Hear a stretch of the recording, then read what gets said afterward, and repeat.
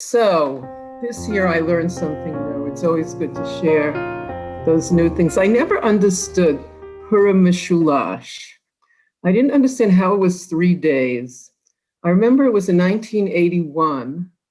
The Rebbe spoke about it, and that was because it only happens when for the 14th of Adar, Purim is on Friday, and then Shushan Purim would fall on Shabbos, but some of it is postponed till Sunday. So we're going to talk about that just so everyone gets into that proper Shushan Purim mood, because in Chutz La'aretz, it's still Shushan on Purim, and in Yerushalayim, people are still carrying their seudas and parties and tishes into the night. So we want to get into that Shushan Purim mood. And then I'm going to explain what's the Mishulash. The Mishulash is triangle or three in Hebrew. So we'll talk about that. Okay, ready? A few more cameras, please. Come on. Let me see you. I appreciate. Come on, don't be shy. It's just us Jewish people. It's just us Jewish people gathered together. Oh, look, thank you. Much appreciated. Each face gives me highest breath air. Yes, it's a big contribution. Oh, look, people are appearing, so kind. Real Jewish faces. Okay, great. Okay, so I want to say, first I'm going to say these 2 paragraphs from the letter that the Rebbe wrote on Adar 1981, when it was like this year, Mishulash, 3 days in a row. So I'm going to read that, and then I'm going to explain the exact sense of Mishulash. Okay, so the Rebbe said, it would therefore be fitting and good, very good, that on this Sunday, when in Yerushalayim people are celebrating the 3rd day of Purim, Purim Mishulash, Jews everywhere should add in joyful activities. So we're going to add in joyful activities together.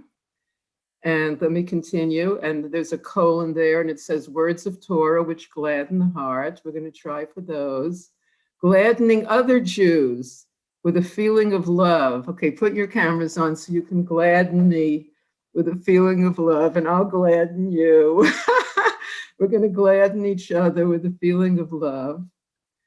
And if fitting or necessary, through sending Mashalach Manas and giving gifts to the poor.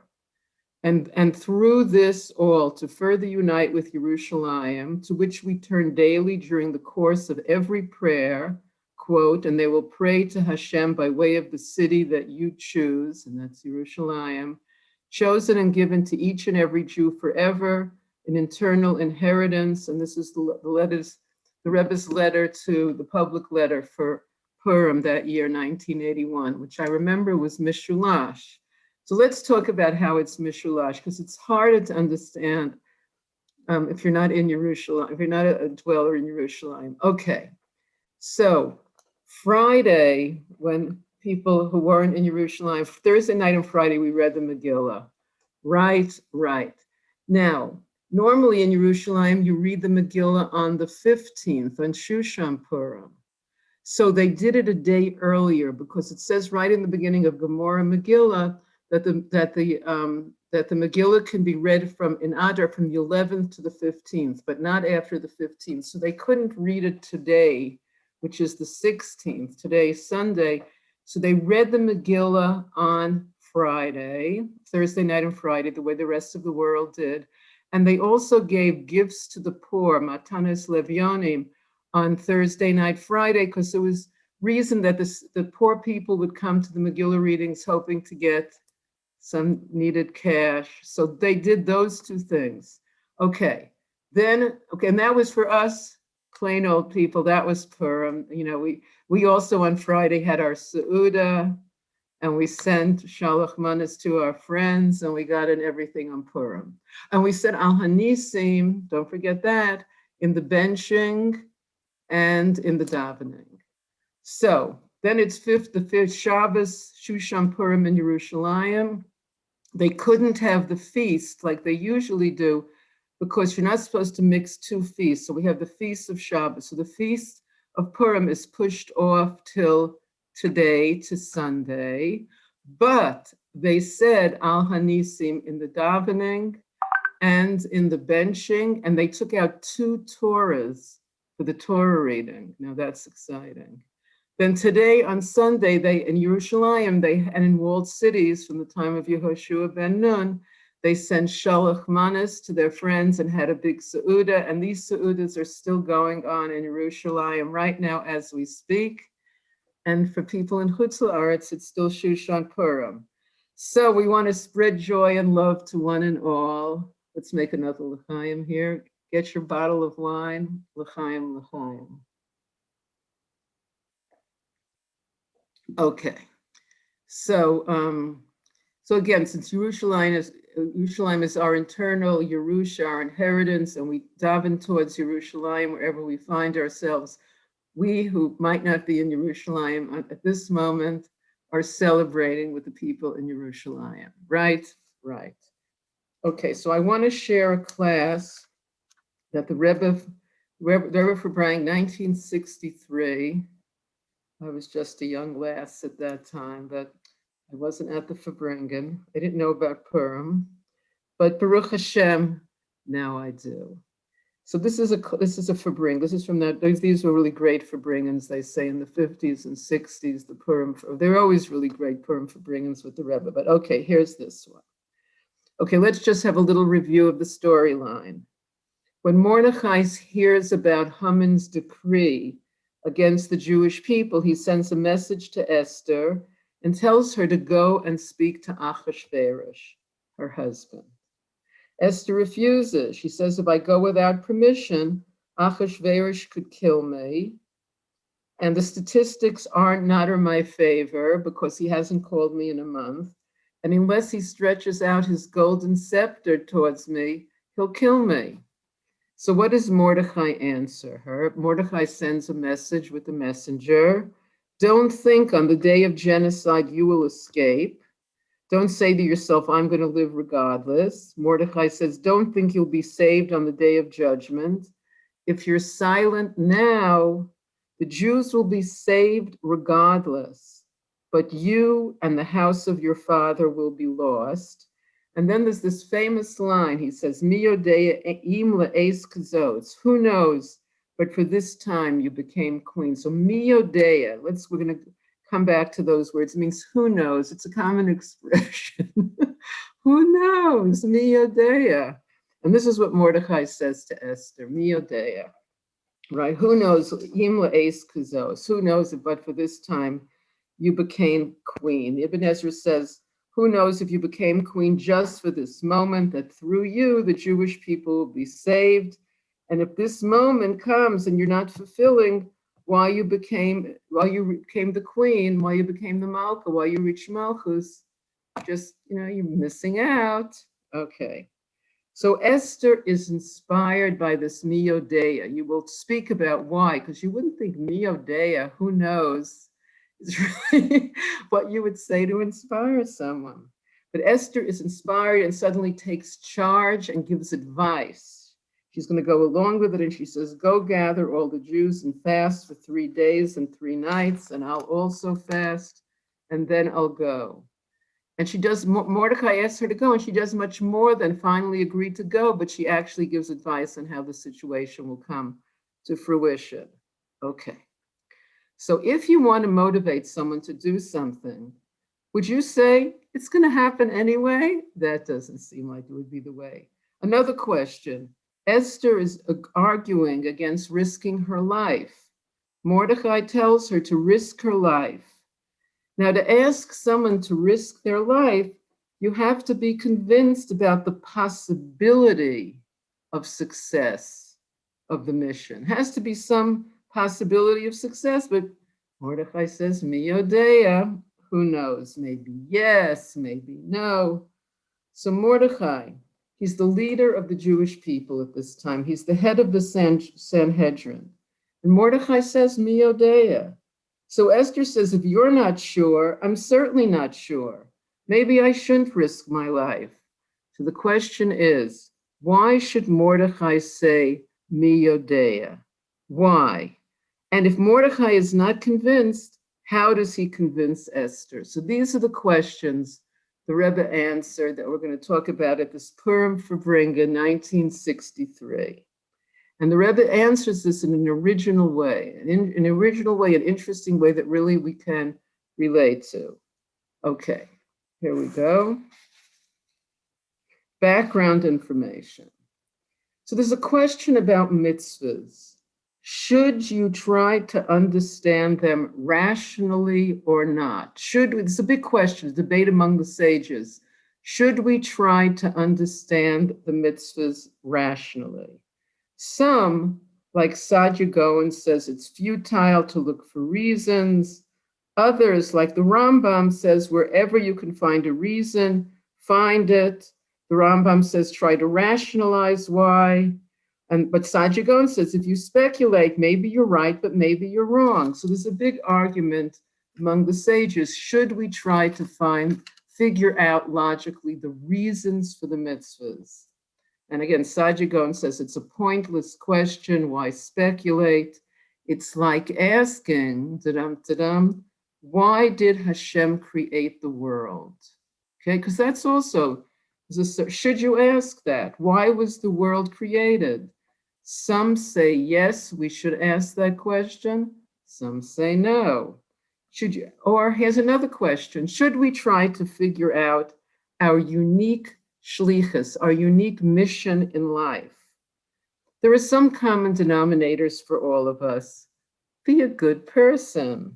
Hillel says, what you don't want to happen to you, don't do to others. I mean, there's part of our mission that's for everybody.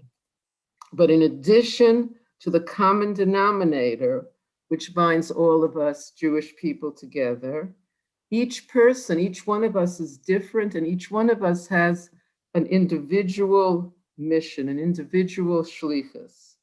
Should you try to figure it out? Be a thief, be a dentist.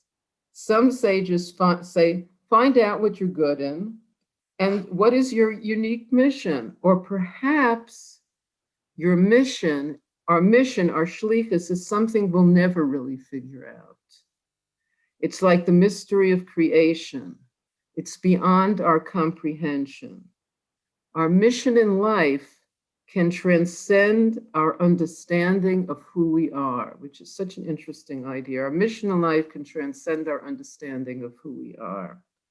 So what does Chassidus say about these deep questions? There's two perspectives. On the creation of the world, there's a famous vort of the Alter Rebbe, the Baal HaTanya.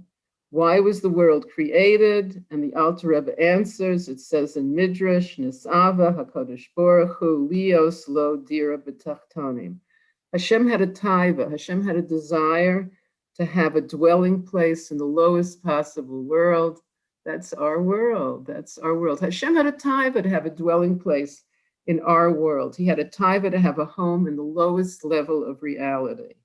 And it's a taiva. And there's a Yiddish expression, frek men nish kein kashas on a taiva. You don't ask questions on a taiva. Like, you don't say, why do you like hazelnut coffee? I don't like that kind of coffee. It's a taiva. You can't, it's not like a rational answer. You like strawberry ice cream and not pistachio. You don't ask questions on a taiva. You can't, it's a Yiddish expression.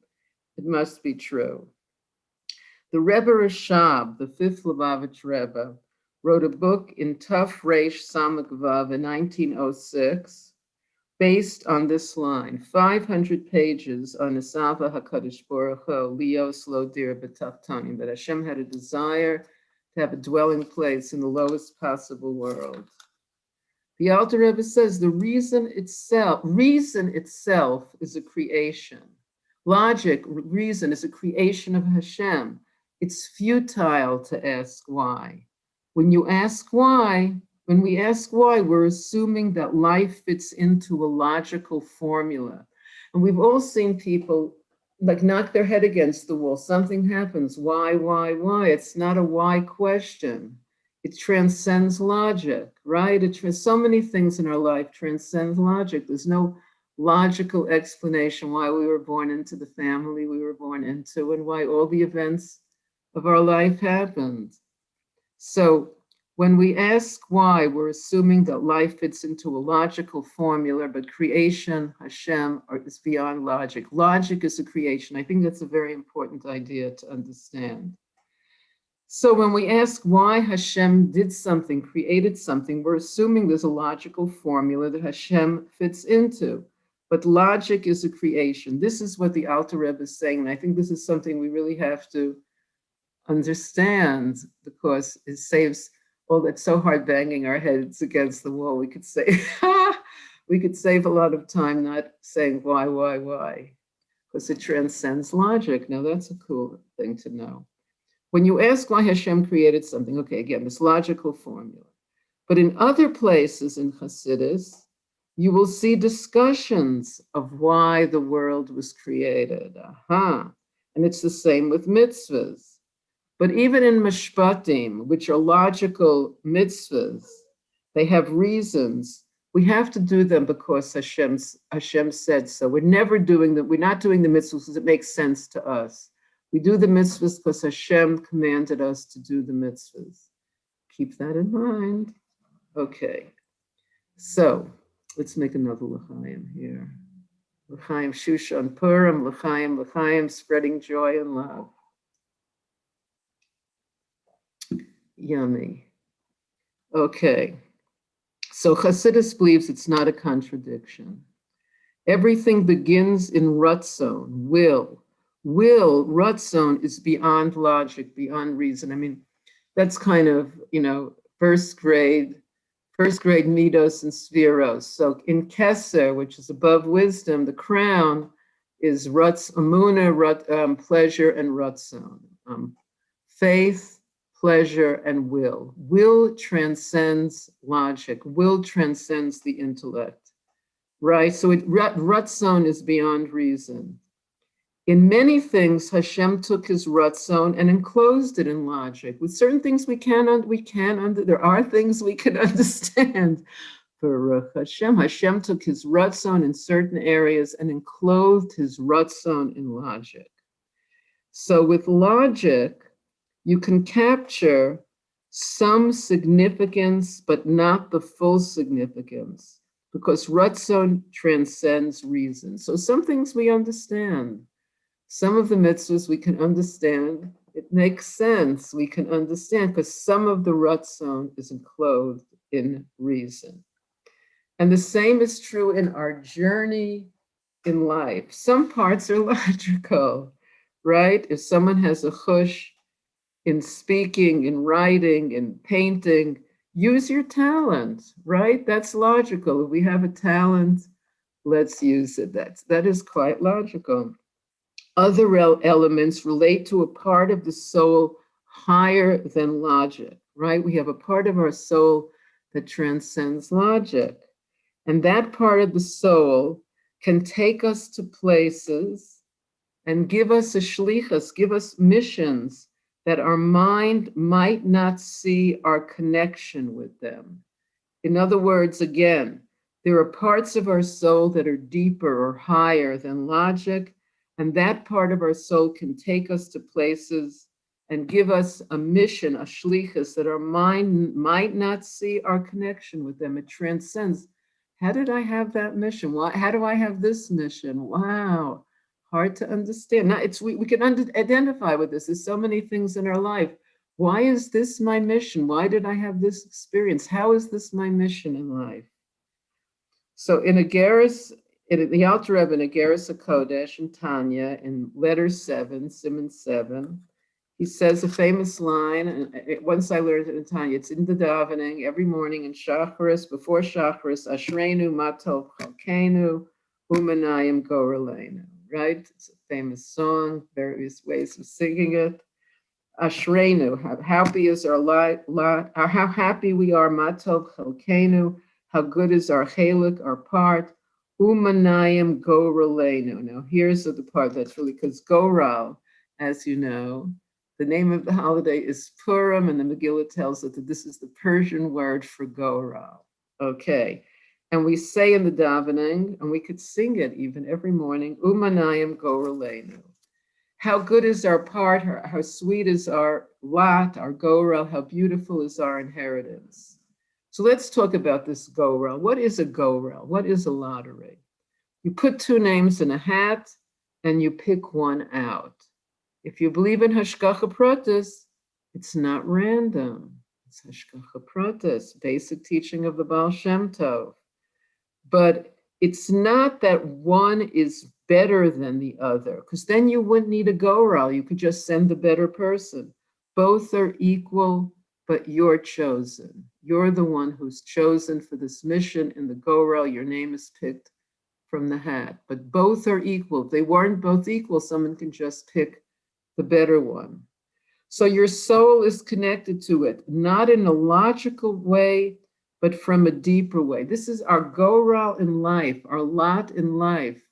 And we have to be able to sing quite joyously, Umanayim Goraleinu, how pleasant is our lot. And think of our lot. Each person has in their lot some tough things. And to think that somehow our name was picked out of a hat, that we should have this experience.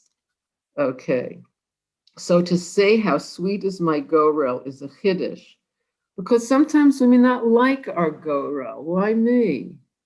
Okay, so there's that holiday that's Yom Kippurim, right? The holiday that's like Purim, Yom Kippur. And Yom Kippur, there's also a gorel, right? There's that famous gorel on Yom Kippur. So it's the same name. So Al Shem Hapur Hu Hagoral, Haman through lots. He didn't know which month to exterminate the Jewish people. Which month? He put all the months in a hat. He picked out the Adar, and Adar, he was very happy because he knew Moshe died in Adar. And it came out on the 13th of Adar. He felt this was the lot said this was the day, God forbid, to exterminate the Jewish people. So that's the goal, that's the poor. Yom Kippur, like Purim, although we know Kippur means atonement, there were also lots on Yom Kippur. Aaron HaKohen had 2 goats. One goral said La Hashem, to God, and the other said to Azalzel, and we know what happened to that one. So the one to Hashem the goat got shechted, and its blood was brought into the Holy of Holies only one time a year, and its blood was sprinkled on the Aron. And it was, it's said, we say it in the Musaf for Rosh Hashanah quite a lot of times. Achas l'mayla v'sheva l'mata. One time it was sprinkled above and 7 below, and it's like you can hear it. Achas v'achas, achas v'shtayim, achas v'shalosh. It's said, it's like very hard, really like wakes you up the way it's said and the way it's repeated. And this is sprinkling the blood of the goat that won the goral, La Hashem. The other goat that's sent to Azazel, all the sins of the Jewish people are put on this goat. There's a Mishnah in Yuma. And it's sent to the mountain of Azazel, and pushed off the mountain. So the 2 goats of Yom Kippur have to be, listen to this, they have to be identical in how they look. So if you look at them, you can't tell the difference. They have to be the same height, the same price. You had to pay the same amount for both goats in the goat market. And why do they have to be identical? And why does it have to be through a lot? Because, both goats are going to wind up in goat heaven. Don't worry for those worried about that. They'll be reunited in goat heaven. Okay, so what's going on here? So there's a psychological explanation which fits well, because normally we're, for the last 500 years, we've been dutifully learning our book, Transforming Darkness into Light. So we're the kind of people who like the psychological explanations for things. Okay, so there's 2 children that end up in 2 different places.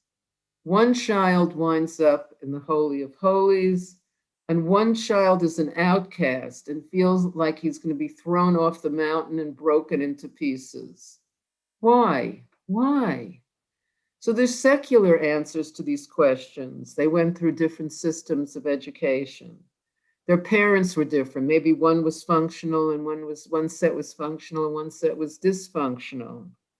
The Torah says something else here. It says the 2 goats of Yom Kippur were identical. Psychologically, it means they both reached the same height. They both had the same money put into their education. One ended here and one ended there. Why? It's a goral. It's a goral. So not always can you find a logical link where life takes a person. I mean, how have you, those of us who are Bali Tshuva, I mean, who would think it's not logical? There were much better and nicer people than me that didn't have the schus to become from. It's like, it's not logical that we have the schus, right? So some people gravitate to the Kodesh HaKadoshim, and some people face the abyss of a Zalzel. So this means the person facing the abyss is equal to the one in the Kodesh HaKadoshim. This is a very important idea. The person facing the abyss is equal to the one in the Kodesh HaKadoshim. It's just their goral is different. It has to do with deep parts of the soul. I mean, this is very, if we're going to be there, if we're going to walk up to the person at the edge of the abyss, we have to understand that we're equal. If we want to help that person at the edge of the abyss, to know that we're equal. It has to do with deep parts of the soul. Yaakov and Esav, as we know, as Rashi tells us, were gravitating to different places in the womb. You couldn't blame the yeshiva. Look, you couldn't blame the yeshiva. It started in the womb. Okay. So Esav's mission was to subdue deep demons. Yaakov didn't have these deep demons. Esav wound up in the abyss. Now here's a good line. Facing the abyss doesn't mean you end up in the abyss. It means you have to deal with it. So let's review that line. When we're facing the abyss, please visualize yourself facing the abyss. Facing the abyss doesn't mean we have to end up in the abyss, but it means we have to deal with it. Okay, we do have to deal with it. We all feel moments that we're faced. It's hard to avoid, right? We have to be able to deal with it. And it doesn't mean you can't use logic. There are situations where we have to use logic. When you can, you have to intelligently identify when we can, we have to intelligently identify what is our mission. What is our mission? There are logical clues, right? Right. But some parts of our mission remain a goral. And we need to be able to say, Umanayim Goralenu, because then we're connecting with our mission deeper than our intellect, deeper than our intelligence. It's a big thing. It's a big thing to say, Umanayim Goralenu. We're going to have to practice. Add that line to if you're not saying it now when davening, the morning davening, it's right there before Karbanos, right there in the beginning. Umanayim Goralenu. We have to work on it. To be able to say that our goral, all the things in our life that we don't have a logical explanation for, and to see it as na'im, is to see it as pleasant, to see it as beautiful. It's a challenge, but we have a chance every day. We could start singing together, separately, but together.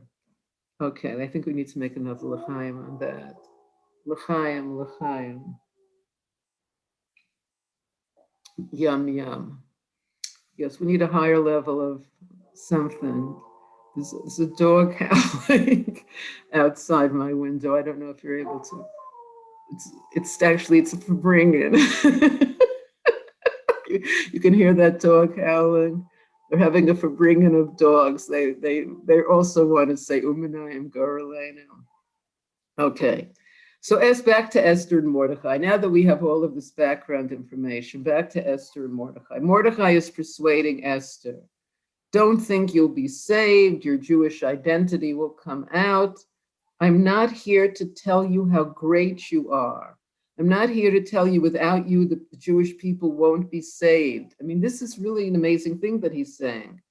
So the Al-Sheikh, who's buried right near the Arizal in Sfat, for those lucky people that live in Sfat or visit Sfat. The Al-Sheikh tells us, Esther comes from Shaul HaMelech, and Shaul failed to obliterate Amalek, and now his great-great-great-granddaughter is given the same chance, because it says, At ubeis av tovedu, you and your father's house will be lost, Mordechai says to her. You have a chance to make up for your grandfather's mistake that he let Agag live that night. We all know the story that King Shaul's bad advisor said you shouldn't kill Agag and the people on the same day. And they also kept the best of the sheep, even though they had been told by Shmuel to kill all the sheep. They kept the best ones as an offering. And the Amalekites were magicians, and they could make themselves look like sheep, optical illusion. They didn't actually become sheep, but they look like sheep. I mean, Amalek could look like a sheep, and we've all seen it. They just, oh, it's such a sweet little sheep, right? But it's really Amalek doing a little sleight of eye. Okay, and then this Geveret Agag, Mrs. Agag. Agag is the king of Amalek. His wife was also a magician. She looked like a sheep, and he had relations with her that night. And from that came Haman and Yimak Shemo and all of the enemies of the Jewish people. So now Mordechai is saying to Esther, you have a chance to make up for your grandfather's mistake of letting Agag live that night. And then Mordechai says again, Mi Yodea, who knows if this is the reason you became queen? So why not be certain, the Rebbe asks? Why not say it with conviction? Why say Mi Yodea? So the Rebbe answers here, Mordechai wasn't showing doubt. Mordechai was showing something very deep in these words, Mi Yodea. Esther still has a question. Mordechai knew this was the reason Esther became queen. Mordechai knew this by Ruach HaKodesh, by divine inspiration, and he also knew it in his guts. He knew this was the reason she became queen, that the Yeshua, the salvation from Am Yisrael, should come through Esther. Esther was asking, explain to me the mystery of this. Ich bin a Yiddish Mädel, I'm a Jewish girl. Why should I end up in the bedroom with Achashverosh? Why me? Why me? Why do I have to end up in the bedroom with Achashverosh? So a pure tzaddikus, and now she has to be intimate with Achashverosh. And this Mi Yodea brings her to say, V'ka'asher avadati, avadati. Okay, if I'm lost, I'm lost. If I perish, I perish. Rashi says in the name of Chazal that the halacha is, if a woman is, God forbid, violated by force, she can go back to her husband unless her husband is a Kohen. But if she willingly has a relationship outside of marriage, she can't go back to her husband. And we know Mordechai was her husband, though people didn't know this.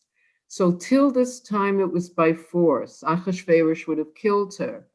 This is the first time Esther is going voluntarily to Achashverosh. So Rashi says this means Esther can't go back to her husband. And this is why Esther is saying, why me? Why me, a Yiddish Mädel? Why is this happening to me? And Mordechai says to her, Mi Yodea, who knows? So the Rebbe says, it doesn't mean I don't know. It means it's higher than das. It's a goral. So let's get this really clear here. A goral is higher than das. That's what Mi Yodea means. We can't understand through das. It's a goral. Your soul was chosen for this mission. Wow. Your soul, and this is true for all of us, our souls were chosen for these unusual missions that we can't understand. Why me? I'm laughing, as those who know me well, I'm laughing and crying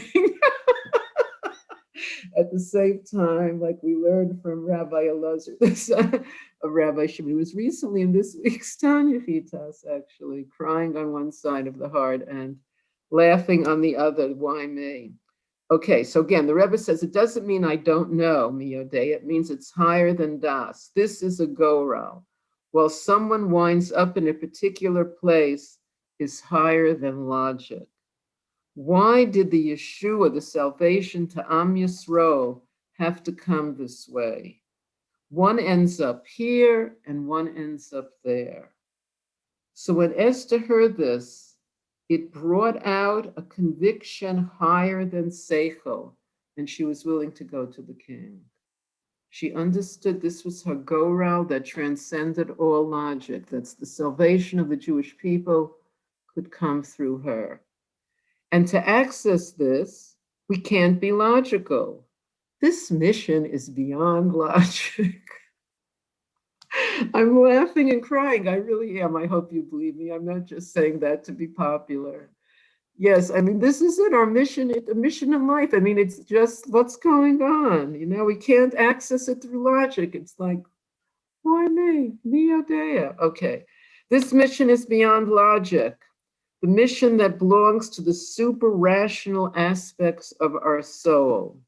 And Esther says, I'll go to the king. So Mio Dea was the convincing. She understood that Mio Dea means it's something above knowing. It's a go-around. Okay, so we know there's a famous story. The Alter Rebbe had an old chassid named Rabbi Yosef, who was a Goan, and he asked him to become a Baal Hagola, a wagon driver. And he knew nothing about horses and wagons, and he didn't know what to do, but his wife, who was also a chassid, said to him, how can you doubt what the Alter Rebbe said? You're going to have to learn about shoeing horses. Okay, so he became a Baal Hagola. I mean, his Rebbe told him, his wife agreed, and he's dealing with horses. So one night, while he was working as a Baal Hagola wagon driver, he stopped at an inn, and he was in his room saying Kriya Shema al Hamita, the prayer before going to bed, with a lot of passion. And the neighbor in the next room heard this prayer, and he knocked on the door, and Rabbi Yosef let him in. And the guy in the next room had intermarried. He was extremely far from Yiddishkeit, but the sound of the Kriya Shema of Rabbi Yosef woke up something. He became a Baal Tshuva, and he became a chassid of the Alter Rebbe. So the Alter Rebbe had Yosef become a Baal Hagola, a wagon driver, to save this one Jew. So logically, it didn't make sense. He belonged somewhere else. Umanayim gorelenu. This is our life. I mean, all of this stuff, it doesn't really make sense now, does it? Come on, let's admit it. It doesn't make sense. It's impossible. It's just everyone is agreeing with yes. And more people put on their cameras so I can see you all agreeing with me. That's the attitude. Come on. Yeah. Oh, this is I'm having a better time. L'chaim, Mio Dea. Okay, so the Rebbe says the lesson in life about all of this is al tehi baz l'katnos. Don't abuse small opportunities. They may seem like they don't belong to us, but a Rebbe knows where we belong. We have to use our seichel where we can use our seichel, but there are elements in our life that remain a go-round, coming from a deeper part of our soul than logic. Al tehi baz l'katnos. So sometimes we're given an opportunity in life to save a soul, to comfort a broken heart. You might think it's not me. It's not my nature to go around comforting broken hearts, but the Rebbe said it may be part of our go-round. We have to seize the opportunity. It may be an expression of our deepest calling. And this, I think, is really the message. This is the message of Purim. This is why it's called Pur, Hu HaGoral, that, in whatever language. Why is it given a Persian name? None of the other books have Persian names. Why isn't it called HaGoral at any rate? Because whatever language, no matter, because we know Hashem's name is not in the Megillah. And as much as Hashem is hidden even in the language, even it's not even given a Hebrew name, it's given a Persian name. But the message is this: the deepest part of our soul is connected with the Goral that transcends logic.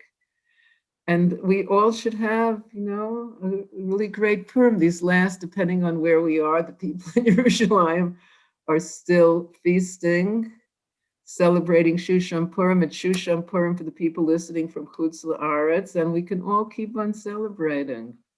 L'chaim, l'chaim. I think we should take our get well picture from Rabbi Yitzchak, since he really appreciated when I sent it to him the last time. He did for bring tonight, but we didn't get to see him. It was like a telephone call. We heard his voice though, and that was wonderful. His voice sounded great. Okay. So you said something about the word Purim in Farsi. Farsi means Hagorel. Yes, somebody asked that question. I'm so glad I saw it. Yes, there's your Persian vocabulary word of the year. Purim, Pur means Hagorel. It's actually in the Megillah. It's part of the words. Okay, we have room for 7 more people to put on their cameras for the get well picture. Come on, come on. 6 more people. Then Yitzchak can see your smiling face, wishing him a refuah shalema. Oh, it's getting better, better each face, each face. Come on, 5 more people. Don't be shy. It's a get well card. Put your shining punim on the get well card. Oh, good, good. 3 more. Come on. All right, I won't beg. Okay, I'm going to say 1, 2, 3 so you can quickly brush your teeth. Okay, here goes. 1, 2, 3. No, didn't work. I'll try again. 1, 2, 3. Yes, it worked. I'm so excited. You see, using the Rebbe said we should use modern technology to bring the Geula.